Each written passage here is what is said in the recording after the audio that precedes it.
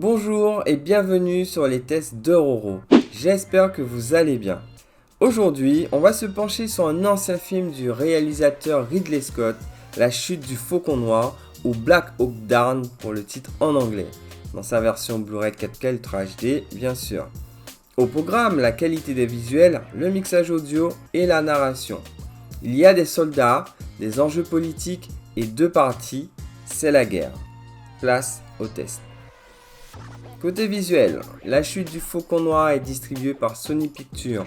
Le ratio de l'image est au format 2.40.1. Passons pas par 4 chemins, le résultat à l'écran est saisissant et je peux d'entrée de jeu vous dire que cette version Ultra HD dépasse la version Blu-ray. Clairement. Le nouveau Master 4K hérité propulse les visuels au sommet avec une excellente définition pour une multitude de détails. La transpiration sur la peau des soldats, la poussière et les débris. J'affiche quelques visuels comparatifs à l'écran pour vous donner une idée du remarquable travail effectué. La palette des couleurs n'est pas des plus riches. Il y a une dominante de couleurs jaune-orange, verdâtre. Celles-ci sont davantage renforcées pour une ambiance chaude encore plus étouffante, ce qui colle parfaitement avec la direction artistique. Bien sûr, le HDR contribue aussi à renforcer les niveaux de noir sans pour autant perdre en lisibilité, d'ailleurs plusieurs scènes en témoignent.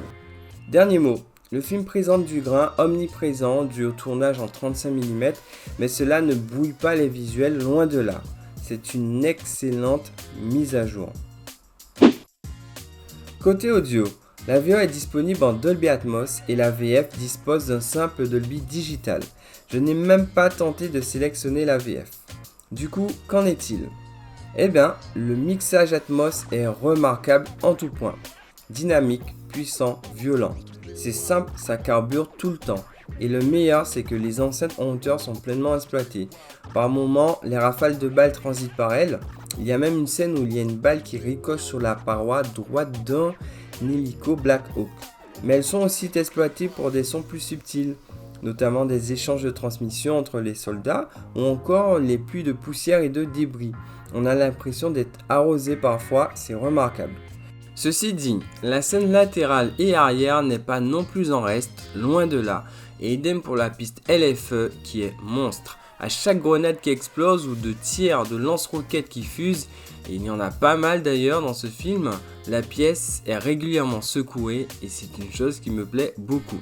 Sinon, pas de souci au niveau des voix et que dire à part que ce mixage audio met à l'amende d'autres beaucoup plus récents.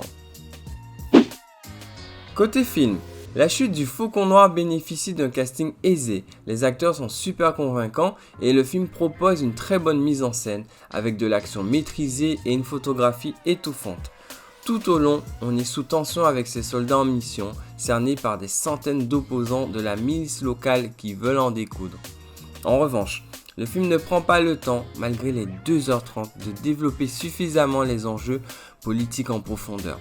On a quelques brins d'infos par-ci et là, mais l'accent est mis surtout sur l'assaut et la stratégie militaire de l'armée américaine. En conclusion, vous vous en doutez sûrement, mais cette édition Ultra HD 4K est superbe tant que sur l'apport de définition et celle de l'HDR. Et comment ne pas oublier ce nouveau mixage en audio 3D qui dépote.